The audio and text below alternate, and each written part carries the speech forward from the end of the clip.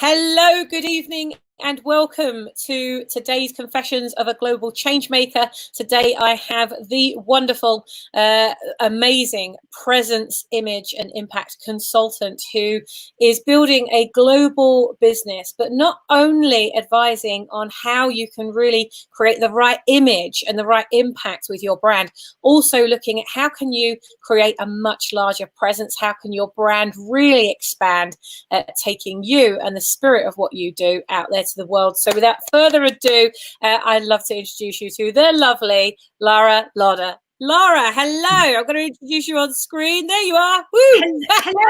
Hello. Thank you. Welcome. Thank you, Sammy. Lara, I want to get straight in. I want to get into all the juicy bits because this is, after all, Confessions of a Global Changemaker. Now, this is not your first rodeo. I know that you've been in business a long time. You've done a lot of things. There's so many facets to what you do. How did you get into doing what you do now? I think, Sammy, I genuinely feel that all the things that I've done before are leading me to where I am now, if that makes sense. So I think probably my entrepreneurial background actually started about the age of, in fact, probably about the age of 7, when I started charging my mum and dad 10 pence for a cup of tea in the mornings. And that sort of entrepreneurial spirit just sort of grew from there. And my dad had a garden centre, and the ponds that were available for people to sell, I would actually fill them with water, put newspaper in them, soak the newspaper, and I had a metal press, and I would press out these blocks and I would sell them to the customers that came in for 10 pence. So I kind of I think I've always had that desire to have ideas and churn them out. But at school, I only left with 4 O-levels. I was far more interested in being in the sports field and on the stage and in the drama department, public speaking, that type of thing. And actually, at the age of 18, I was one of 4 that didn't go to university. This is back on the school on the Isle of Wight, where I'm from. And I got a job. Well, I got an interview for a job at an estate agent's, and I really, really wanted it. But the following day, I had an interview with the Midland Bank, and my parents said, "Ooh, Lara, safe job, Midland Bank." So, of course, I got offered both jobs, and they encouraged me to take the Midland Bank job. But, of course, what you don't know, which I'm going to tell you now, is that I actually failed the maths test at that interview. But because I could speak and the banks were moving over to sort of talking to clients and selling their products, I got the job. So off I went to work for the Midland Bank. And the only thing I loved about it was being on the counter and talking to people. And when the inquiries buzzer went zzz, I would jump up from my back office seat and run. And actually, I think you're asking me about what's led me to doing what I'm doing now, and it's actually the fact that I really did not like that job. And I was doing something that I really didn't like, and I wanted more for myself. I didn't just want to be a 9 to 5 in the bank.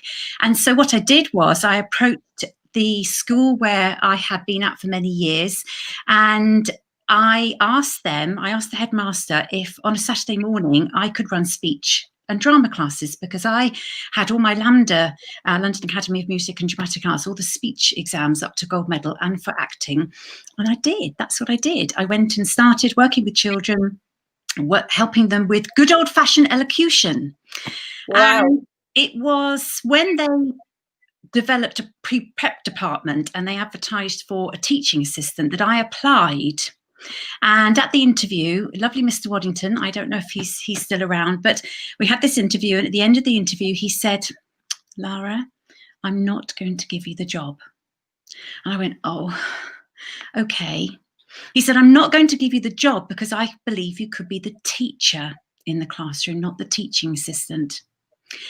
And I have to say that belief in me, because obviously my reaction was, "Oh no, I couldn't possibly do that. I've only got 4 O-levels. There's absolutely no way I can go to university, da-da. But he believed in me, and I carried on working at the bank, and I did a 0 to 7 years City and Guilds course at the Isle of Wight College in the evenings, and I went off to do a B.Ed. Now, during that BEd, the entrepreneurial Lara sold Tupperware. So for those of you that have Tupperware in your cupboard, oh my goodness me, I was there. I love the product. I was still living at home with my mum and dad, but I had those ladies they could not get enough of the plastic I was selling them, because it was about the experience I gave them. And I only realize all of that now. It's how I made them feel. I would get them to feel the bowl. Oh, feel this mixing bowl. I would make it fun. And from there, did my BEd, started to be a primary school teacher. I loved that. But just a year in, I just got married. My husband was made redundant, and my grandmother had passed away at the same time, and she left me £5,000. And I just couldn't get hold of the fact that whether our mortgage was going to be paid or not was dependent on him having a job and him being made redundant, etc. So I looked at what did they need in Lechlade. I lived in Lechlade in Gloucestershire. What did they need? What didn't they have? Well, they didn't have a travel agents, and so I invested that £5,000 my grandma left me, and I bought a global travel franchise. And whilst I was still teaching in the evenings, I mean, goodness knows how I managed all of this, I offered a good old-fashioned personal service. This was in the days before sort of internet holidays. And I had to give up teaching within a term because the business took off. And within 18 months, I had my student premises. And it did really well. But the thing from that is, and I had 2 children along the way during that, but literally 17 years ago, after having that business for 3 years, I sold my name, my reputation, my database for £20,000.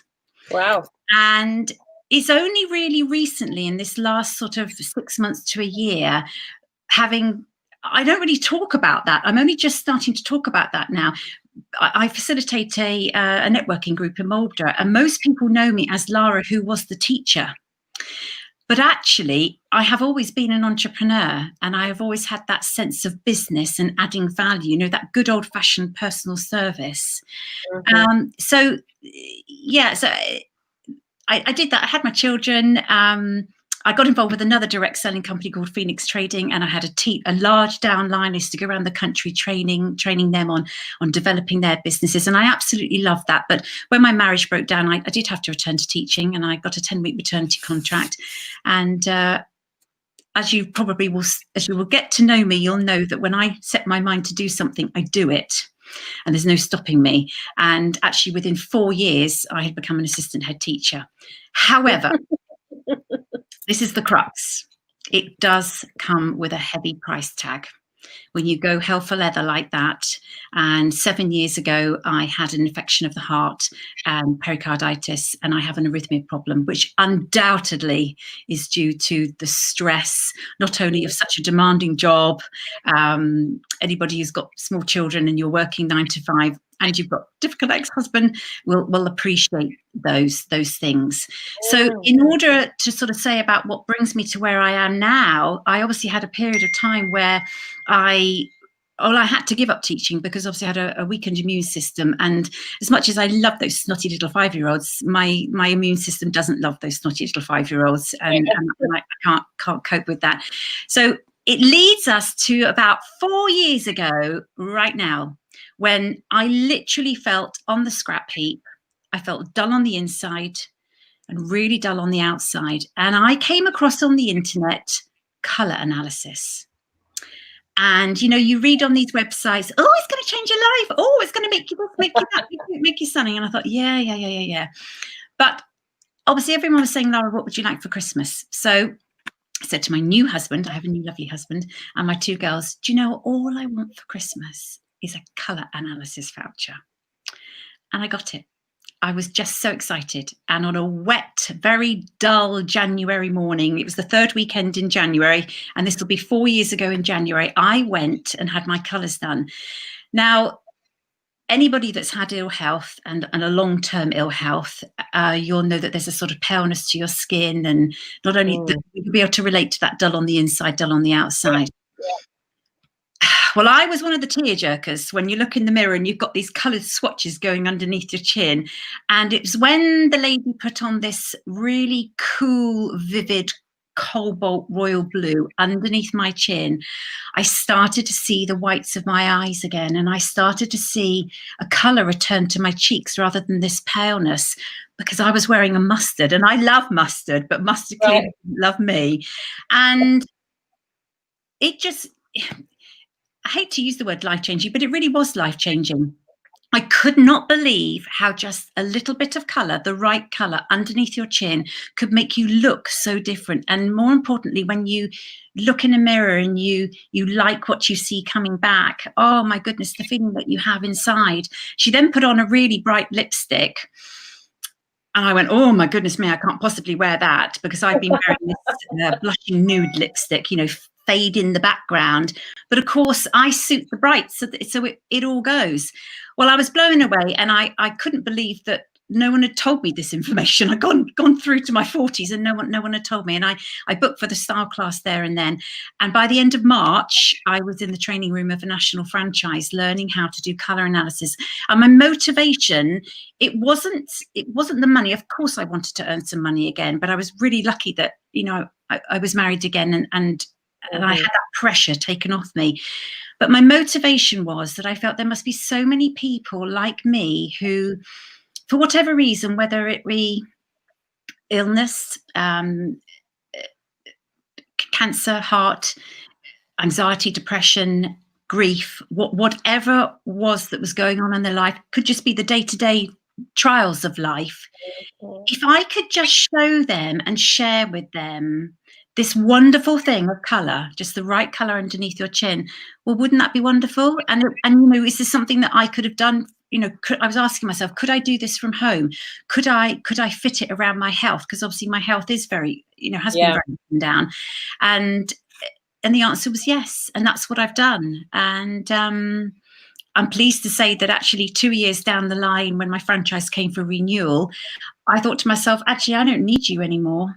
I paid very handsomely for my training, paid nearly £10,000 for my training. I trained with the best in the world. But actually, I had refined my service, and I realised that what I was doing wasn't just you were just coming and having your colours done and you were in and you were out and off you go.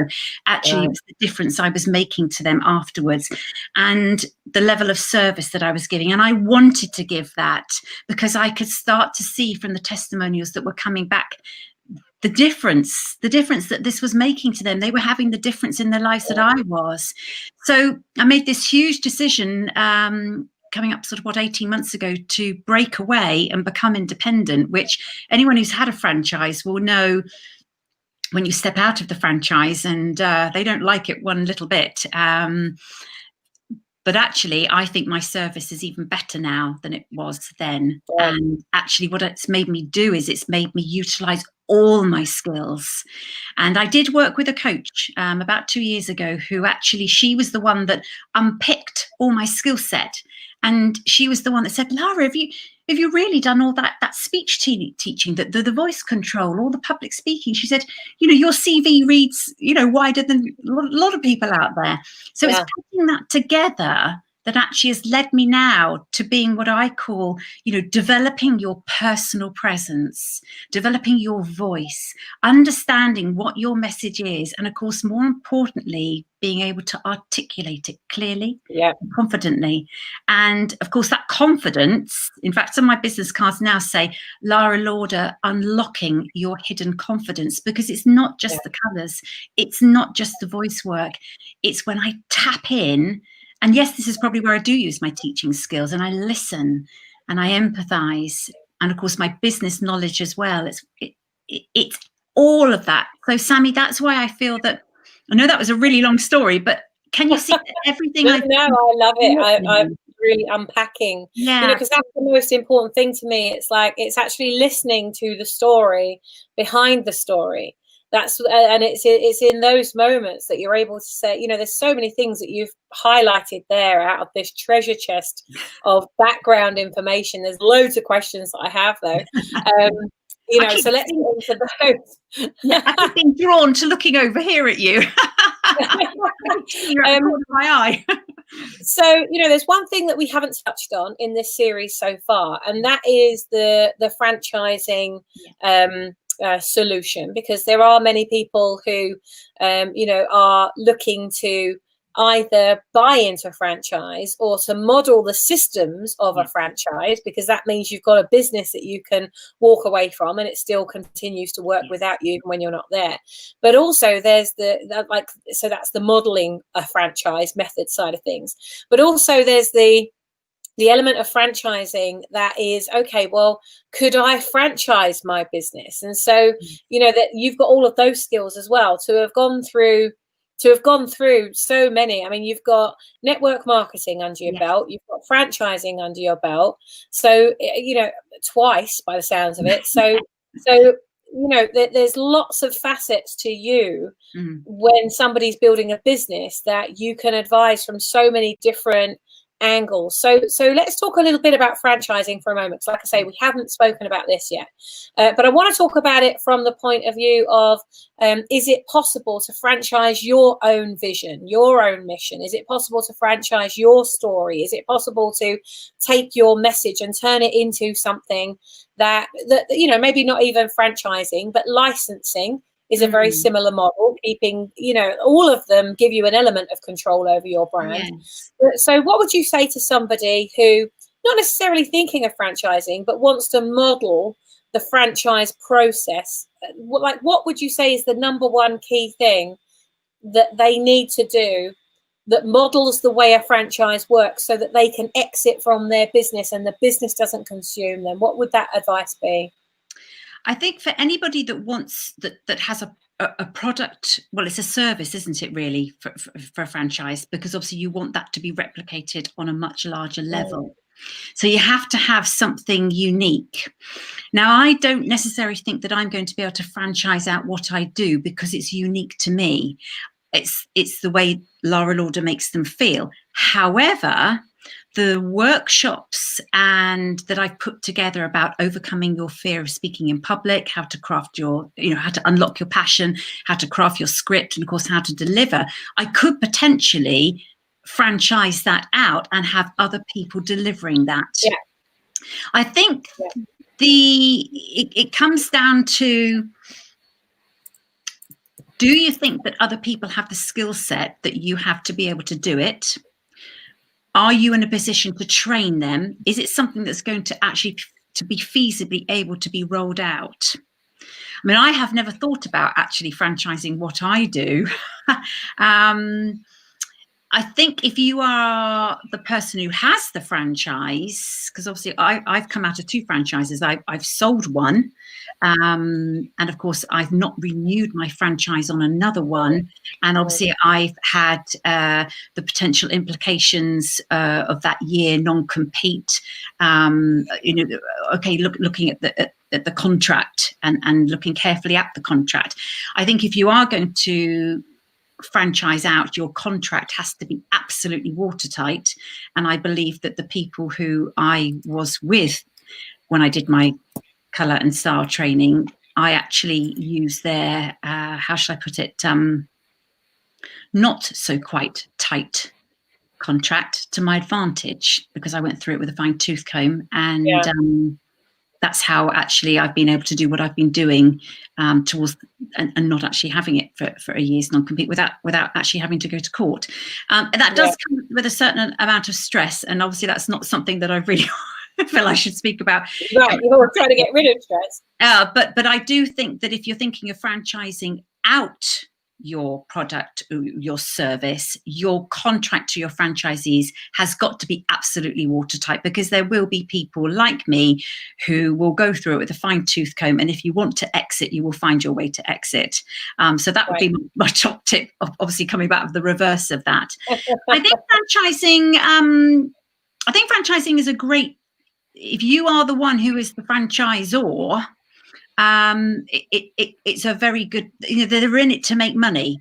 But what I would say to people who are thinking about buying a franchise themselves, I'd say have a chat with me, because actually it was a year down the line when I realized that I was absolutely nowhere near breaking into the money that I were paying my training costs, that actually meant that I had to look at my skill set to see what else I could offer. And that's when I worked with that coach, and that's when I brought upon the public speaking and all of those things, and the voice work, because I was not earning enough money. So they do make a lot of promises. Oh, well, you do this and you do this and you'll be able to undo. And my model, going upon all those figures, of course, that is based upon the phone ringing. So, of course, in that first year of business, when you've just trained and you're thinking to yourself, yeah, okay, I can take a wage. I just need to get, 15 people through the door for colour each month. But of course, what you might not realise, and this will probably be my biggest tip if you do buy into a franchise, is that I had to build my name up. I had to build my brand. I had to build my reputation. People don't just pick up the phone and say, I'm going to have colour analysis. It's a bit like when I'm at a networking meeting. I've done this one before where I've gone, the Marks and Spencer advert, and I said, there's not just any colour analysis. It's Lara Lauder colour analysis. Taking off it's not just food, it's Marks and Spencer food, because anybody can do your colours, and you can have your colours done. The seasonal colour analysis route, which I was trained in, which I do believe is the best in the world, or there is another system, and that system doesn't go in quite as such depth. So, of course, you need to build your brand, and you need to build upon what it is you want to offer. I mean, I quickly realised when I used to go to team meetings within that first year of being within a franchise, I was actually criticised for providing, when I have lovely ladies who come to me for a lovely colour and style experience day, I will do them a homemade lunch. I will have homemade cakes. That is what Lara likes to do. It's not to say that everybody who does colour and style has to do that. That's just the Lara way. And I came to realise that the other people in my so-called team hated that, because, of course, they weren't offering that. And as I said to them, look, we might all be part of a franchise, but we've all just paid for our training. This is my business. How I run my business is up to me. And my way of doing things was to offer this first-class personal service, which I know would work well for me with the travel agents, building it up. People like that attention to detail. They want to be made to feel special. So, if you're thinking about either buying a franchise or franchising out your business, what is it that sets you apart?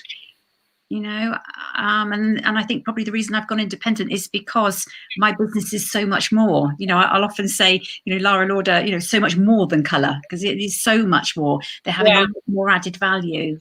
Have I answered your question? Yeah. I think that's a really key message for every entrepreneur. Is I think that we take our personal brands for granted, and so often we say, "Oh, we're the best experience in the world." So what makes you different? Well, the experience. Yeah, but what about that experience makes you different? And it's the just those little things like. I talked about on I'm doing at the moment a 9-part series where I go live every morning at 8 a.m. And at the moment it's a 9-part series on how to wreck your personal brand. And this morning, because obviously I want people to avoid that. And this morning, I was talking about that, the service. It is absolutely about the service. And it's about having that something that's unique, something that really does set you apart. And even just doing the little saw this and thought of you. But, not doing it from sending him a Facebook message or an email, like actually create something, buy some cards, write in it personally, get a brand color envelope, whatever your brand colors are, buy envelopes from worldofenvelopes.com, because they're the best ones I've found so far. Buy your envelopes, write in blue ink, very, very important that you hand write it in blue ink and put a proper stamp on it, no franking machine. And send that out. And if you send just like 3 of those a week, what's that really cost you to do that? But that service is what really supports you 100% of the time.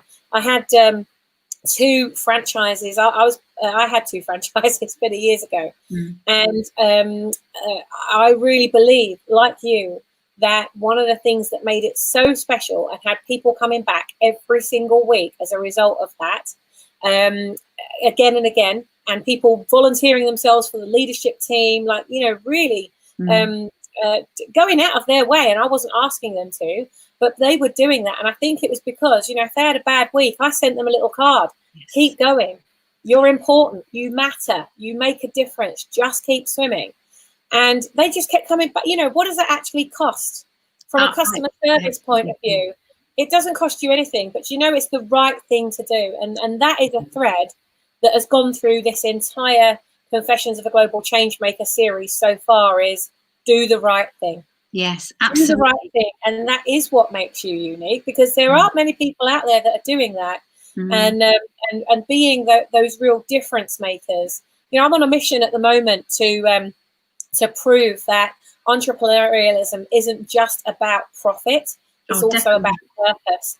And, you know, every entrepreneur that I spend my time with, they're purpose driven, and they're making a profit as a result of all the little things you're talking about there. You know, making the little homemade cakes, creating that experience that is unique. And I think that's there's actually 2 threads that I'm really hearing from you as well. Here is not just about that being personal. You know, and as Penny Power, OBE, she says business is personal, and business is personal. And the more personal you make it, the more that experience is what they feel, the more that they want to go and talk about that. Because, as Maya Angelou said, people won't remember what you did. They won't always remember what you said, but they will always remember how you made them feel. And that's the main crux of this. Whether you have an online business or you have something that's offline. You know, one of my daughters, she bought something a couple of days ago. I think she's been ordering Christmas presents. We've been seeing Amazon packages arriving like the crazes, and of course it's coming out my husband's account, and it's just like, what's she bought now? You know, he's given her access to his account. But she's very good. She doesn't abuse it. Anyway, she had this thing, and we were sitting in the living room a couple of days ago. She came home from college, and she picked up this package, and she was really excited, and she opened it up, and I said, oh, what you got? She went, oh, I'm not allowed to say. I'm not allowed, you know, this is a present, so I'm not going to say anything. She said, but what I will say is, it smells really good, and it's not something smelly. So she's smelling the box, and so she starts going in the box, and she finds a few little extra things. She went, oh, I didn't buy them, but isn't that nice? Yes. You know, and so the feeling that she had was just, and it wasn't anything, it was just some smelly little balls or something like that, you know, little bath bombs or something. But that experience, is she likely to go back and buy something from that supplier again? Absolutely, of course she is. Yes. And she will go back and look for them out of all the providers, you know, maybe even go back and buy another 2 or 3 Christmas presents from them because of that experience. And you know, one of my other daughters, she's got a t-shirt printing business, and she only buys her t-shirts from this certain place because every time they send the t-shirts through, they put one sweet, they put a sweet in the top of the box, so she gets this sweet. It's one sweet. What does it cost that company? I mean, yes, they might look at their turnover and go, yes, we've increased our, you know, turnover or our expenditure by, I don't know, £500 this year. Let's cut that because we don't need sweets. Yes, you do, mate, because that actually is the difference. Even that tiny little thing can make all the difference to your customers. So, I mean, this is such a great point, and it's not something we've covered. So this is a brilliant gift you've brought to us today, Lara, is, you know, what can you, watching this, what can you as an entrepreneur do that doesn't cost you very much, that ignites the heart of the person who receives it, that builds that connection with them, because that connection is what creates the conversation. The conversation that is created as a result of that creates more conversions. The conversions creates the cash flow that massively drive your business forward and enables you to do a lot more of that. Lara, as we start to kind of conclude this, because I'm aware, you know, we're just, I could talk to you all day. And fortunately, we've got 3 days together next week. I know. And this time last week, I didn't even know who you were, and I hadn't even met you. And here I am. I know. In Manchester with you next weekend. I know. I'm so excited. But that's alignment. I do believe in in serendipity at the same time as fate. I do believe that there's an element of, okay, in 3 years from now or 5 years from now, when we unpack this moment, we'll go back and say, whoa, that happened when Heather introduced this. And we must thank Heather. We must thank Heather. Yeah. Thank you, Heather. Thank you, Heather. So, Lara, I can hear a bit of feedback. You might have to turn your volume down on your. Is that okay? Oh, that's better. Boom. Thank you. So yeah, this is Confessions of a Global Changemaker, and you've already given us so many things. But what I really want to get to is there must be one point in your career of this building your business where you have gone through something that maybe either almost put you out of business, or it was a really tough time, something we haven't talked about today, where you could say to the entrepreneurs and business owners coming forward now, if you ever go through this, here's what I learned. Here's how you can avoid going through this, or here's something that I would just advise you do. Don't do it the way I did it. Here's how I would do it. Yeah. What would that one thing be? Well, I'm actually reminded of an incident whilst I was teaching. But actually, this particular thing is really pertinent, and it's pertinent to the home-work-life balance, and it's pertinent to about you listening to your body and you listening to yourself and valuing yourself. So whilst I was still teaching, so this is going back 7 years ago, before the onset of this infection of the heart, I had a chronic sore throat infection. And I remember being at school and saying to the deputy head, I really need to make a doctor's appointment tonight and not come to staff meeting. I'm really, really feeling under the weather. And he said, oh, but Lara, I need you tonight. And I didn't make that doctor's appointment. And undoubtedly, that went down, the streptococcus went down into my bloodstream. And obviously it is a contributing factor as to why I had that infection of the heart. And what I have taken from that is obviously that knock-on effect of all of that has changed the whole, well, you might say it's changed my whole path, but actually I've made good of that. I could have actually just sat here and taken a benefit and said, oh, I'm not able to work. But actually it's given me the driver to say that I'm not going to be on the scrap heap. I am going to do whatever I can. But that home-work-life balance that we hear people say so much, oh, I've got to get the right home-work-life balance. But are you really doing it? And I mean, I'm still guilty now at times of, I've got very strict boundaries in place now, but I'm still guilty at times of just going over those boundaries a little bit, and I have to rein myself back in. So I think the one really, really massive thing is to value yourself and stand up for yourself. Okay, this might be to do with my personality, but if I had been stronger that day and said to that deputy head, actually, no, do you know what? My health is more important than me being at your staff meeting tonight. Then just maybe I wouldn't have had the problems that I've had. And, my daughter, age 10, seeing an ambulance arrive and thinking mummy was going to die, all of those things. So I think my key message is, inside, you do know when you're unwell, and actually you've got to listen to that. And okay, it probably took me till I was nearly 40 to actually listen to that and to act upon it. But you need to stick up for yourself, because actually no one else does. And when I was off on long-term sick, it's surprising how they just get on without you. So they could have managed it. Does that make sense? It does. I'm just creating another banner here. All these golden nuggets that you're giving. It's stuff that we hear all the time, isn't it? Look after yourself, look after your health. You've got to have a work-life balance. But it's only when we're on that precipice where you can't undo what you've done. And I've had exactly that same thing for those people, and maybe you watching this. In fact, if you've had something happen to you, those of you watching now, where it's been, a hard realization, and as a result of that, as a result of not listening something has happened to change the course of your life, and maybe it was meant to, maybe it wasn't, maybe it was a diversion, maybe you're doing something totally different now as a result of that. Please, let us know in the comments, what was it that happened to you?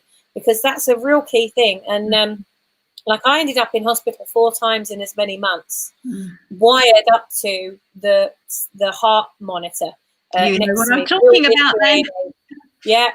With all the sticky things, awful.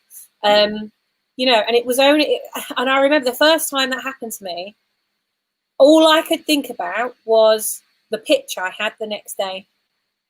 All I thought about was, shit, I can't let my clients down. How much longer am I going to be in here? Because I need to know, is there anything wrong with me? Because otherwise I've got to get back, because I've got this pitch tomorrow. And the doctors just looked at me like astounded. Of course, I leave. About 3 weeks later, I end up back in there again, but this time worse pain. And so, but I just kept going, and I wasn't listening to my body, because I was listening more to, actually, it was, I think, when you look at how we're made up, it's interesting when you start to unpack the beliefs, the limiting beliefs, and the things that are actually driving you. Like, is it something negative that's driving you? Because it was a negative belief that was driving me, which was, and it goes right back to the early days when my biological father left when I was 2. I felt totally let down by that. I saw how much my mum was let down by that. And I must have made an unconscious decision. I will never let anybody down, ever. So as a result of that, like, there I am. I'm refusing to let this client down. Yes, the pitch could have been changed to another day. All kinds of things could have been done a different way. And I'm sure if they'd have known that my life was at risk, then they would have thought differently. And if they didn't think differently, then they weren't the right client for me. But that's not how I was thinking at the time. And so that negative limiting belief that was driving me was brilliant for all my customers, because I would never let them down. And I still have an element of that belief, only I control it now. Yes. But it's powerful when you have those things that are driving you. Fear of judgment, fear of failure, fear of success, fear of, how will my life change if I actually, oh God, if I walk away? This was one of the biggest things going through my mind. My business has been valued at £7.8 million, and here I am laying in A&E, being told, Miss Blindell, you have to change what you're doing, because if you don't, if I see you in this room one more time, you've been in here 4 times in as many months. If I see you in here one more time, I cannot guarantee that the next time I see you, the results are going to be reversible, because they are now, but they might not be next time. And here's what he said to me. He said, you are free to make your own choices, but you're not free of the consequences of those choices. You have to change what you're doing. And he just turned on a sixpence and walked out. And I was just left there thinking, fuck, well, if I walk away from everything that I've built, I'm going to lose everything. So my fear of losing all the material stuff, I was totally out of proportion, out of what really matters. My fear of losing all the stuff, the house, the cars, all the shit, basically, that I didn't have time to enjoy because I was working 18 hours a day. But that's who I was surrounded with. I was surrounded by other people with very successful businesses, and they were going through the same shit that I was. And so it's always this kind of, oh God, yeah, but I can't let myself down. Oh, what would it look like if I walked away? And the fear of that actually drove me to almost having a heart attack. So I totally resonate with that. And actually, that night, I made the decision to walk away from that business. It didn't matter to me how many millions it was worth. I got to walk away, and I bought my freedom. I moved to France literally the next day. It was like I just changed my life completely. But, I wouldn't be doing what I'm doing now if it wasn't for laying on that bed thinking, shit, I have to find another way of building a business, because I can't continue doing it the way that I'm doing. I have to find another way. I think you're probably stronger for having done that, and you're bringing more to what you're doing now. As a result of that, I definitely feel and your strategies are better. I will share with you. I had one of my arrhythmia problems last night, and up until an hour ago, the way I look now was very very different, because I've obviously had to have a very, very quiet day, and it's amazing what a bit of colour and a bit of lip you can do. But you have to do things. So me coming next week to Manchester to you is absolutely, I cannot tell you how massive that is for me. I haven't been anywhere. Well, Heather's coming with me, obviously, but it is massive. But I have to look at what can I do to make it easier. So actually, I'm staying at the Midland, and yes, it's cost me more money, but I know that I can go upstairs and have a rest if I need to, or I don't feel well. You have to sort of just think about, I'm thinking about that, and I'm valuing my health. I want to get the most out of next weekend. So as much as I might like to come and party with you, I won't be coming to party with you till 2 in the morning, but you will have me fresh. Oh, that ain't going to be happening. I think everyone's going to be so exhausted. Yeah, we will. We've got a lot of stuff to do. We have got a lot. But it's about to balance. And I think the difference is, I know now, because I've had 2 hospital admissions this year, but actually the clients that I was so worried about letting down, like you've just described with your pitch, when my husband made that call to them, I cannot tell you the level of support and kindness that I had. I think they actually valued me even more for being honest with them. And it's huge. It's absolutely huge. It really is. And actually that I think is part of your brand, this honesty, this real honesty. It's truth. We're not fake. It's honest. It's there's such a thread.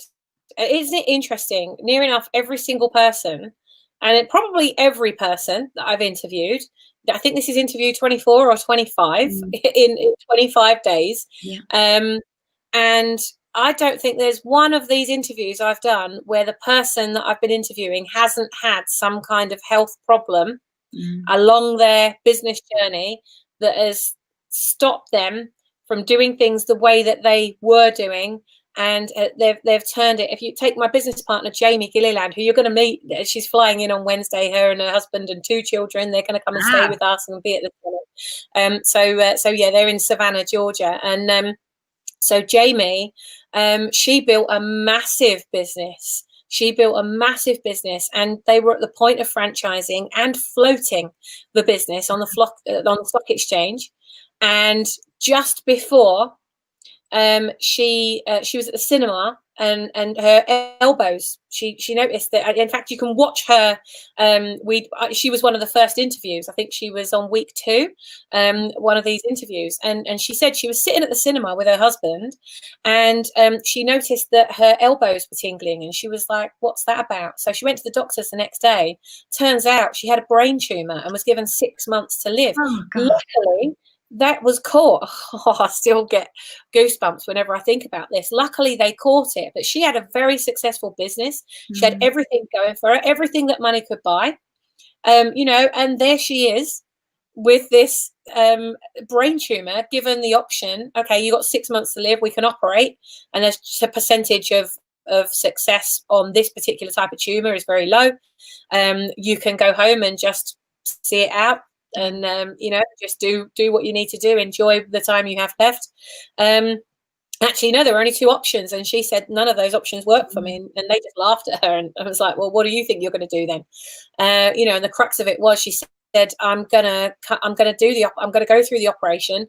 It's going to be a success. I'm going to come through it. I'm going to see my children graduate, and I'm going to live a very long and healthy life. And she made that decision. She goes into the operation. She comes out. While she's recuperating, her business partner folds the business. She has no business left, because she learned that the systems and the processes that she'd put in place, they were all for a customer. She never built systems and automation and processes into her own business. She was doing it for everyone else, but she hadn't done it for herself. And as a result of that, she ends up with no business, on food vouchers, food stamps, and it gets to Christmas and people are hanging a little bauble on the Christmas tree with their name on it as a sign of praying for them as a family. And so she went through that, and she, not only that, her husband died just after all of this as well. The things that she went through forced her to look at, how can I build a business that I have complete control over, that I can automate and systemize, so that I never, ever, ever go through that again. I never put my family through that again. So again, that limiting belief is what's driven her. I won't ever put my family through that again. So as she's building her businesses now, as we're building out the Brand Builders Club together, you know, there's that very strong element in her mind of the company has to be profitable, because if it's not, that could, you know, so it's great because the company has to be profitable, and obviously we're doing things in a way that give back at the same time as driving it forward. But you know, there's always that negative kind of PTSD almost from the situation that drives you. And you know, I'm noticing that more and more with the entrepreneurs that are coming through the Brand Builders Club programs. You know, that there's actually a lot of PTSD that's driving them to change other people's lives. I think it's that negativity it's that negativity turned into positivity, and actually people are inspired by it, and actually they value the fact that you've not got victim, you're not putting yourself as a victim. They actually want to buy into you a bit more, because actually you're doing your best. Yes, you might have had hard times, but you're coming out of them again. And I think that's really valuable, really valuable. And I often say, if I had to go through everything that I've been through to get to where I am now, then actually that's okay. That's okay, because it's really good at the moment. You know, it's good. I'm a better person for it, and I'm able to do that. Yeah, I would go so far as to say, at the Vision, Voice and Visibility Summit next week, and I'm gonna get a show of hands actually to see how many people in the room. I would make a bet that 100% of the people that are going to be in that room, that are change makers, that are purpose driven, that are absolutely on this. Oh, I've lost you. Oh, we had a little internet gremlin there. I would go so far as to bet that 100% of the people in the room are doing what they're doing in business now as a result of going through a really, really incredibly shit time, that they've turned a negative experience into a positive experience, and that's now what they help others to make sure they never go through that. I agree. And it's our in that room are going to be, and it's our methodology of how of that and how we understand it. I think you'll have a big show of hands. What a force we all are. The fact that we're there. I think wow, you know, we're going to be doing something very special in the room, don't you? Yes. That's why, having not even known you a week, Sammy, here I am in my lounge with the laptop on my lap talking to you, because I obviously, you know, made a connection. Oh gosh, I sound like I love Alan. In a connection. No, but there is something there, and you know, it is about surrounding yourself with the people who are like-minded, that have that strength to keep us going. And actually, if we all know that we're vulnerable, actually showing that vulnerability. You know, I've obviously had to say to Heather, you know, Heather, if this happens, this is what you need to do. You know, chuck some water in my face, do this. You know, but that's okay, because it's in a supportive environment where we're all caring for each other. I would not be coming next week if I didn't feel that was the case. And to pick that up straight away from meeting you and a few of the others last Monday, I think you should take that as a real compliment. Thank you. I do, very much so. So make sure you get across to the Global Movement Makers group. I'm going to go live in there just after we've finished, because I have some very exciting news for everybody who is who's coming to the summit and is there live next weekend. Obviously, the live stream, people that tune in, you can buy a live stream ticket and you can tune in, you can access all of the speakers and all of the wealth of all the juicy awesomeness that the speakers are giving. But there is something else that we are doing for the people who are live in the room, which involves, let's just say, documentary. So yes, there's some big stuff. So make sure you get across into the Global Movement Makers group straight after we finish going live here.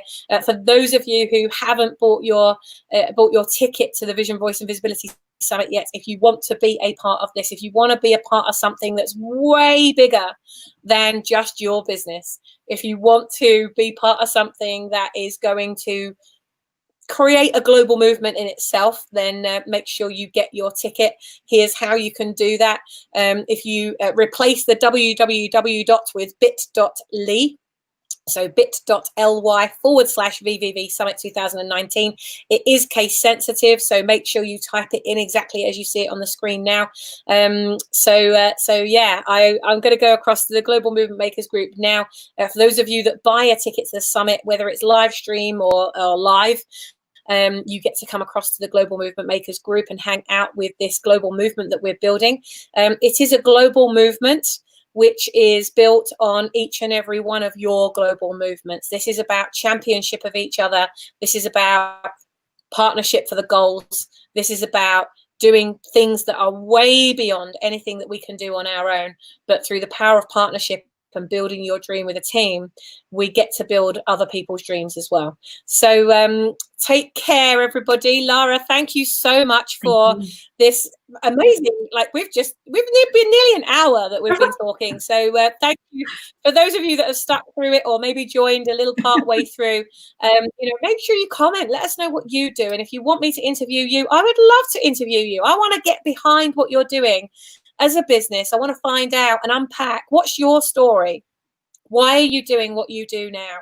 When did you realize that you were actually a change maker, not just an entrepreneur or a business owner? When did you realize you were a change maker? And of course, this is Confessions of a Global Changemaker series. You might not think that you're a global change maker. You might think, well, yeah, I'm a change maker, but I'm not global. Well, yes, you are, because the minute that you put a status update on Facebook or Twitter or LinkedIn or any social network, you're a global business. Because you're not just hanging out with people on your own corner, on your own doorstep anymore.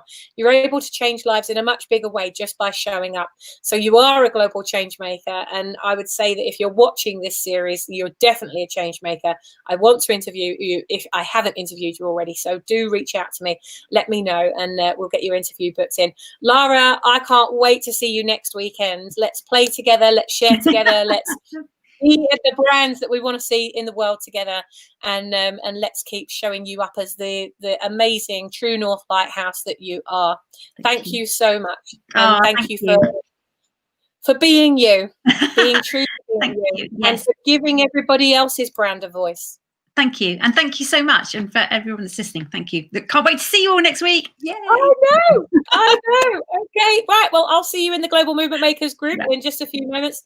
Take care, guys and girls. I will be live for, I think it's step number 7 or 8 tomorrow as part of the 9-part How to Wreck Your Personal Brand series. So if you want to avoid wrecking your personal brand, do make sure you watch it and take part. I'm going live from this channel. So I'll see you at 8 a.m. GMT tomorrow morning. And then I'll be live again at 5:30 p.m. tomorrow for the next part of our Global Changemaker series. So take care. Have a wonderful evening, day, afternoon, wherever you are, whatever you're doing. I'm sending you loads and loads of love, and I look forward to seeing you at the summit next week. Mwah.